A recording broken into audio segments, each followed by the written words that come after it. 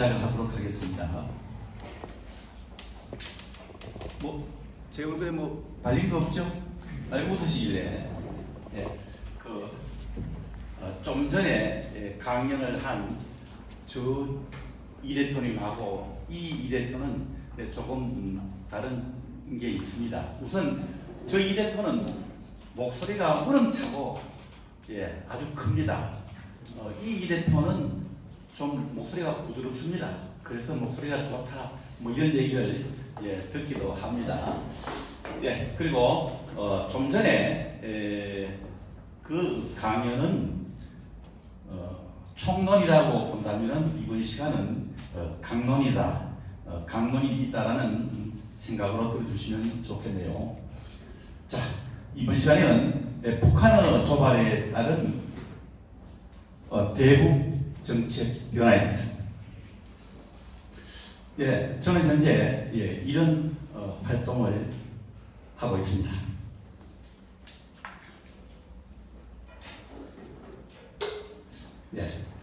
진행 순서입니다. 북한의 최근 동향과 주변 정세, 북한의 두 국가론과 러시아 파병 이런 순서로 진행을 하도록 하겠습니다. 여러분 오늘 주권 가지고 오셨나요? 가지고 오셨습니까? 우리나라 헌법 제1조 2항에는 대한민국의 주권은 국민에게 있고 모든 권력은 국민으로부터 나온다. 모든 권력은 국민으로부터 나온다. 이렇게 되어 있습니다.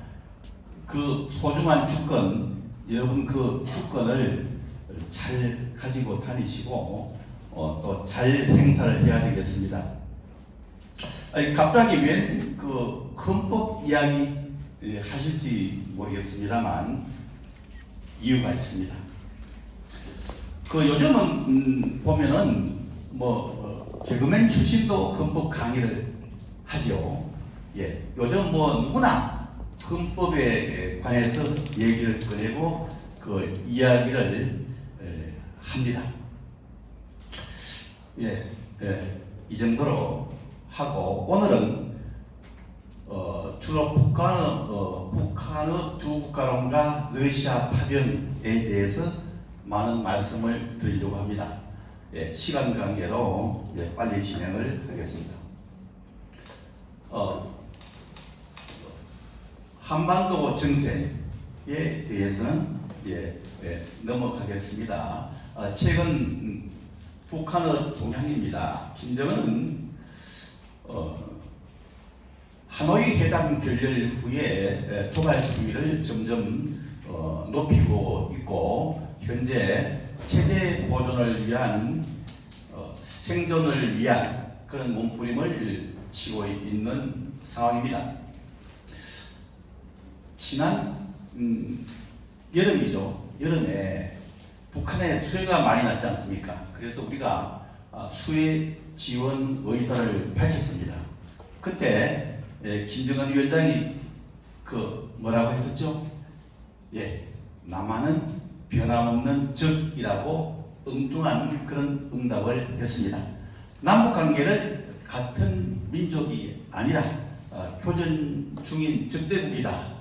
이렇게 얘기를 했습니다. 그래서 북한은 우선 체제 보존, 생존을 위한 몸부림이다 보니까 주민 통제를 강화하고 있습니다. 그 주민 통제를 하기 위해서 주민 통제법을 1년에 한 개씩 만들었습니다.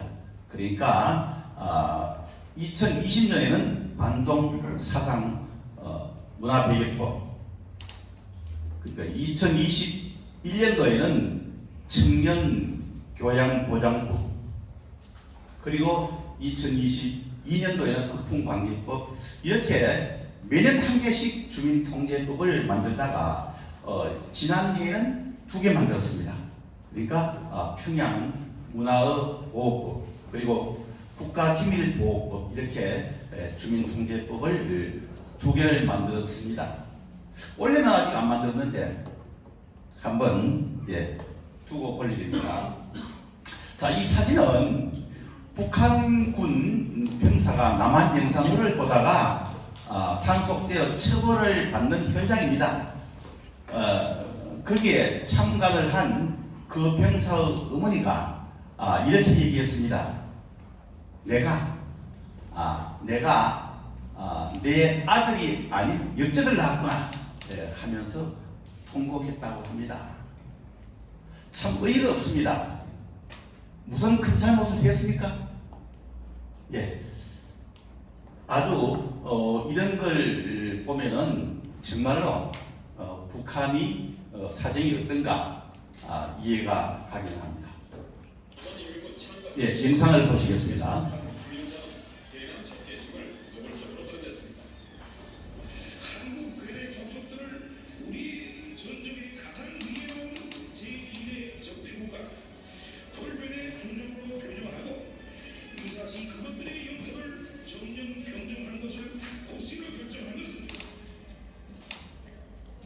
지난달엔 헌법에까지 남한을 주적으로 명시해야 한다고 하더니 이번엔 남한 정령을 국시 즉 국가의 가장 중요한 목표로 설정했다고 밝혔습니다.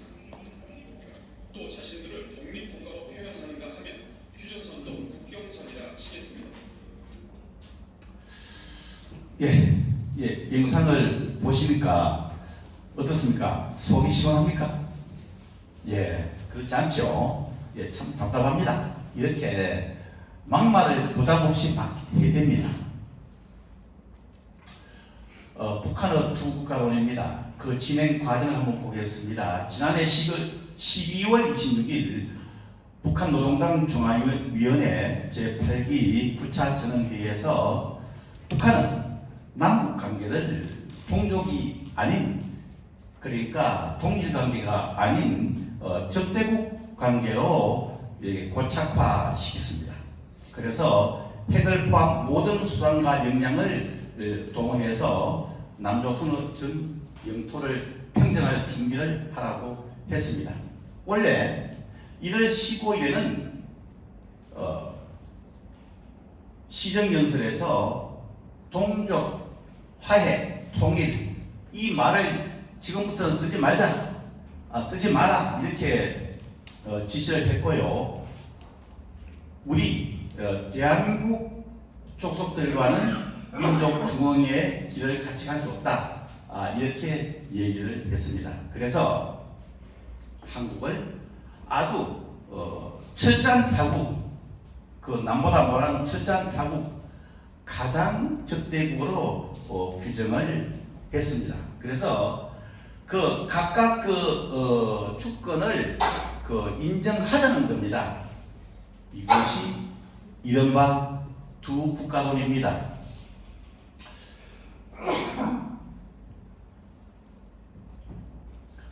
전한 배경을 한번 보겠습니다. 북한은 최대 생존을 위해서 전략을 바꾼 것 같습니다. 공동 번영 전략을 포기한 것입니다. 그래서 그 후속 조치로는 좀 전에도 얘기를 했었지만은 민족, 같은 민족, 동족, 통일 이런 거는 앞으로 절대 쓰지 말라고 엄명을 했습니다. 그리고 통일전선부에서 아주 대표적인 대남 기구 3개를 폐지를 했습니다. 앞으로 대남 관계를 하지 않겠다는 것이죠. 조평통이라고 우리가 흔히 얘기하는 조국통일평화위원회, 민족경제협력국, 금강산 국제관광국을 폐지를 했습니다. 그러고 나서 이 통일정선부도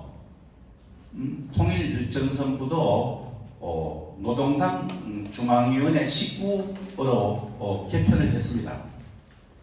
그래도 김정은이 지가 무슨 어떤 계산인지는 몰라도 다시 그거를 문화교류국으로 분리시켜서 또 개편을 했습니다.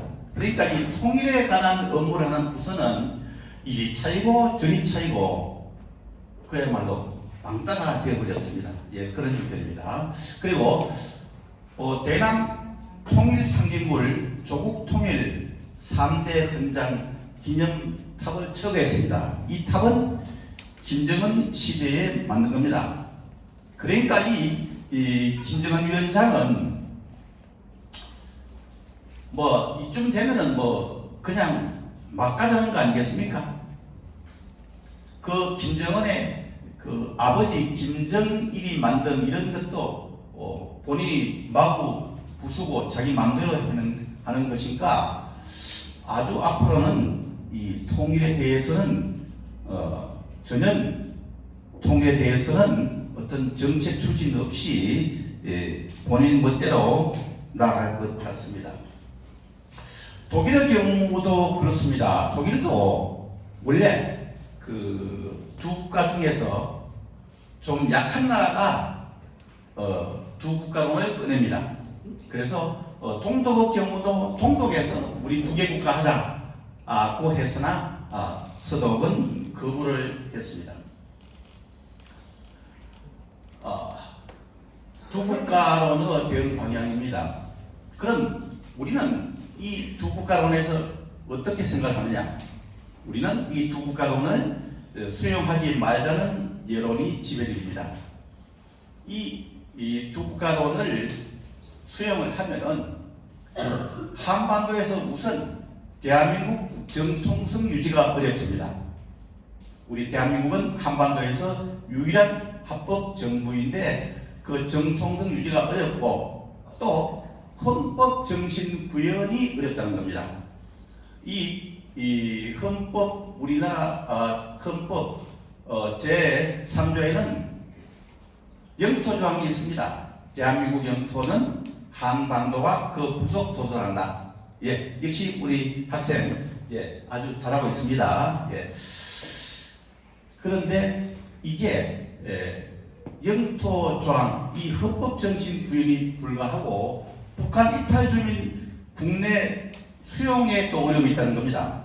지금까지는 북한 이탈 주민에게는 그냥 우리 대한민국 국적을 회복시켜주는 방향으로 이렇게 절차를 밟아왔는데 두 국가론을 우리가 수용을 하면은 탈북민들한테 이렇게 바로 회복시키기가 어렵고 그분들한테 우선 기화를 하든가 난민 지위를 부여해서 다시 국적을 회복하는 그런 절차를 밟으니까 너무 복잡해요. 그리고 원 코리아 정책하에서 우리 한반도 통일을 위한 외교 정계 근거가 사라지게 됩니다. 또 통일 기회가 왔을 때에는 이 원K 정책이 우리 북한 개입의 근거가 됐는데 그 근거가 사라지게 됩니다. 이렇게 우리가 두 국가로 갔을 경우에는 남북 양측에 손실이 있습니다. 우선 민족 통일성을 배제한 국가 이익 중심으로 모든 정책이 추진될 것이고 또 남북 관계를 타국이니까 수교 협정을 해서 재설정해야 하는 문제가 있습니다. 또 해상 경계 불안정으로 NLL 특히 이런데 충돌이 예상됩니다. 벌써부터 NLL 그거는 북한 측에서는 그거 우리가 지킬 수 없다 이렇게 지금 하고 있는 중입니다. 북한군의 러시아 파병입니다. 예, 앞에 강연에서도 조금 언급이 됐었는데 이 러시아가 의지간이 급한 모양입니다. 지난 6월에 북러 군사동맹 그 조약을 맺었는데 비준도 하지 않고 북한에 파병을 요청했습니다. 물론 그렇게 할 수는 있죠. 그러나 아주 굉장히 급한 모양입니다. 11분단 특수부대가 파병이 됐고 이 부대가 러시아 연방군 동부 군강부에 배치가 됐습니다. 이 러시아의 북한군 파병을 북한과 러시아가 이거 비밀로 하자 이렇게 해서 처음에는 언론에 나니까 그거 아니다 뭐 잘못 알았겠지 이렇게 나왔거든요. 어떤 계획이었냐 하면은 북한군이라 하지 않고 러시아 민족이다, 러시아 부랴트족이다 이렇게 해서 부랴트 쪽으로 위장을 하다가 이게 다 들통이 나버렸습니다. 이 부랴트족이 사는 부랴트 공화국이 러시아에 있습니다. 이 부랴트 공화국은 몽골 민족이 거기에 많이 살고 몽골어 옛날에 그 지역이었습니다. 그래서 여기에 사는 이 부랴트 족은 외모가 우리 그 동아시아 민족과 거의 같습니다. 구분을 잘 못해요. 예, 그래서 유럽 사람들이 보면 이 러시아 부랴트 족이나 우리 이 동아시아 민족이나 구별이 안 되기 때문에 이렇게 애를 냈다가 다 별통이 나서 산통이 다 깨진 거죠. 북한군 병력이 3,000명이 이미 파견되어서 현재 쿠르스크 주에 투입되어 전투를 하고 있다고 합니다. 또 1만 명이 파병이 예상이 됩니다. 이건 국정원에서 발표한 내용입니다.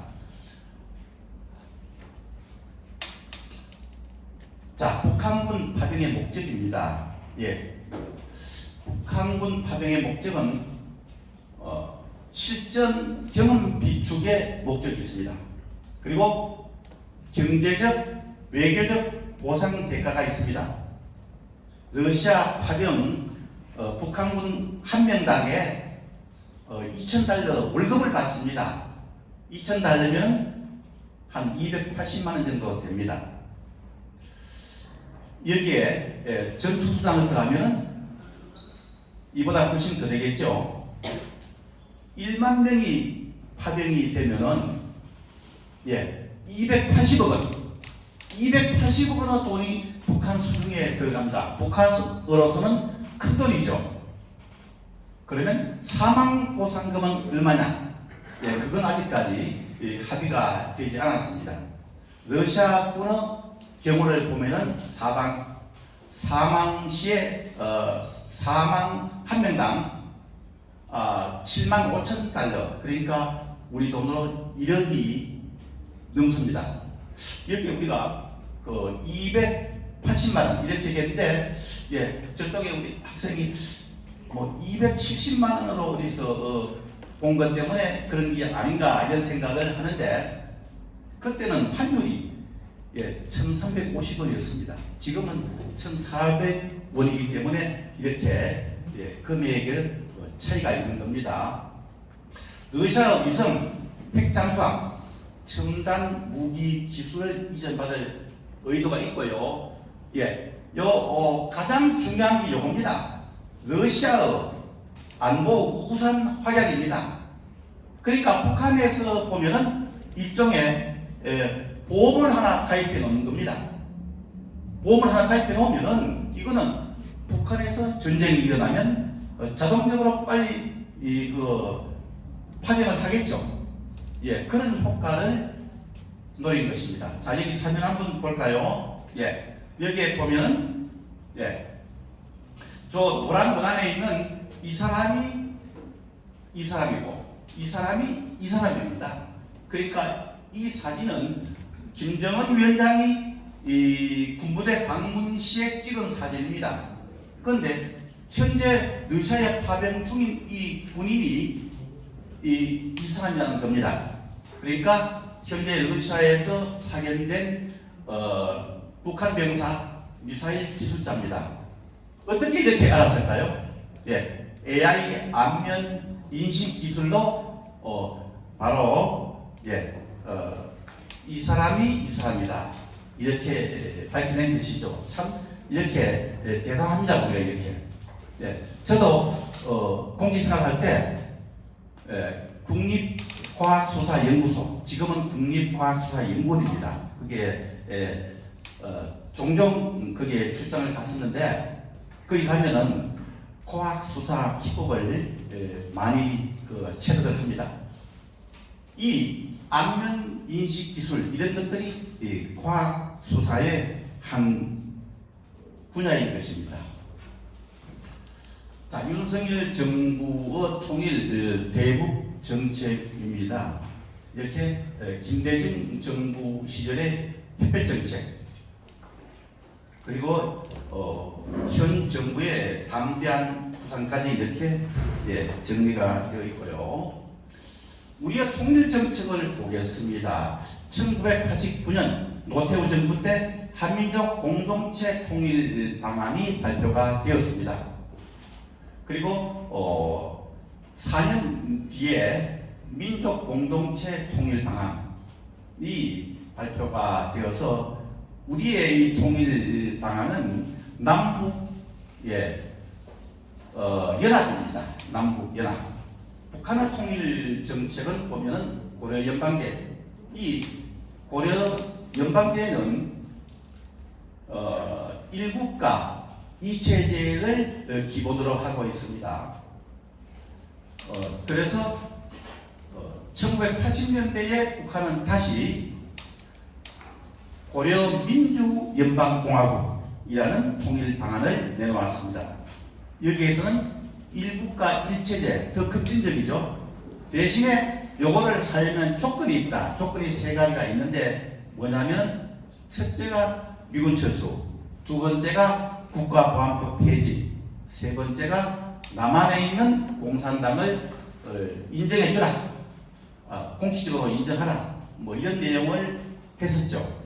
그 뒤에 1990년대를 넘어서 2000년대에 이르러서는 다시 북한에서는 낮은 단계 연방제를 들고 나왔습니다.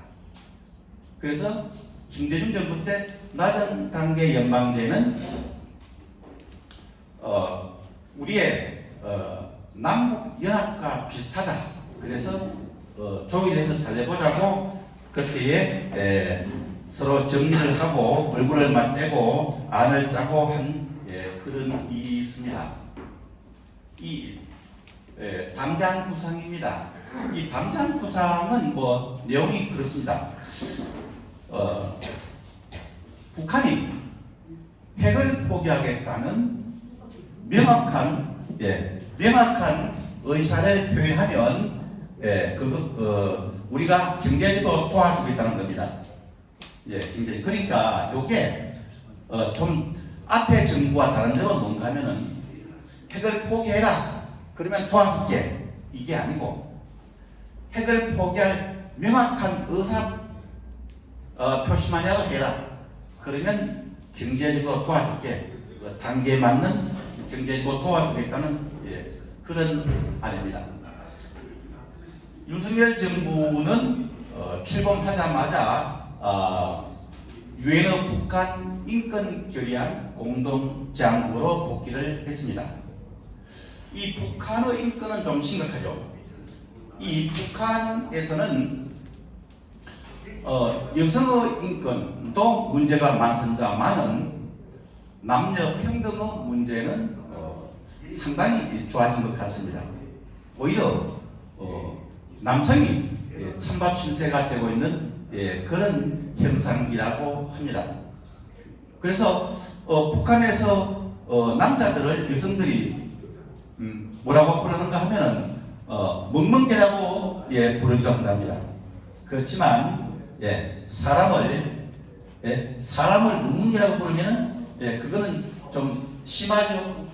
그래서 낮전등이라고도 부르기도 한답니다.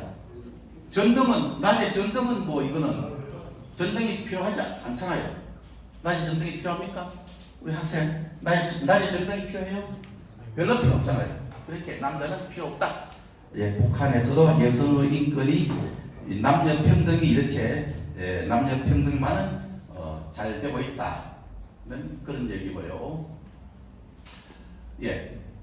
윤 대통령의 8.15 통일 독트린입니다. 여기에 보면 통일의 지향점을 명확히 했다는 것입니다. 자유통일 의사를 분명히 한 것이고 또 자유인권 정신 그리고 자유민주적 절차를 추구한다는 것입니다. 그래서 통일 3대 통일 비전과 전략이 있고 7대 통일 추진 방안이 있습니다. 거기에 보면 통일 프로그램 활성화 그리고 남북 당국 간에 대화 좀 하자. 그래서 대화 협의체 설치를 제안하고 국제 한반도 포럼 창설을 하겠다는 겁니다. 어떻든 우리가 통일은 사실 쉽지가 않습니다. 그렇지만 어떻든 우리는 통일은 해야 되겠죠. 맞죠? 그렇습니다.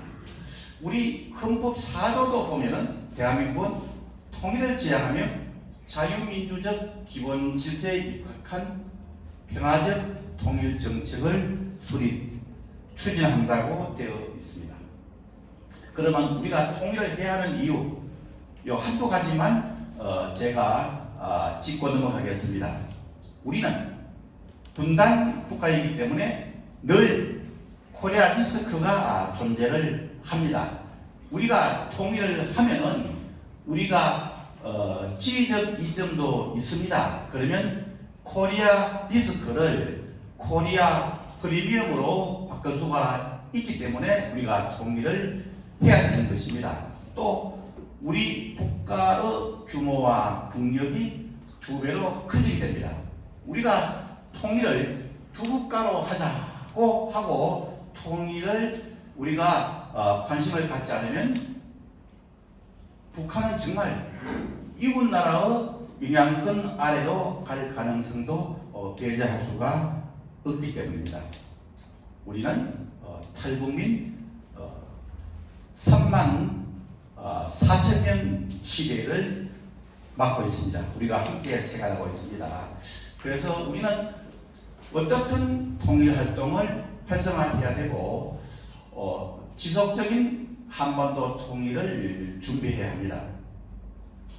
그리고 통일 콘서트 같은 행사도 우리가 개최를 확대하고 우리가 통일 교육, 안보 교육 같은데 우리가 적극 참여를 해야겠습니다. 탈북민의 성공적 정착 지원을 통해서 우리가 북한 주민과 함께 그들에게 희망을 주고 북한의 개방과 변화를 우리가 견인하기 위해서 다 함께 노력을 해야 되겠습니다. 우리는 혼자 하면은 힘들지만 우리가 힘을 합쳐서 함께 하면은 뭐든지 이룰 수 있겠습니다. 오늘은 여기까지 하겠습니다. 수고하셨습니다.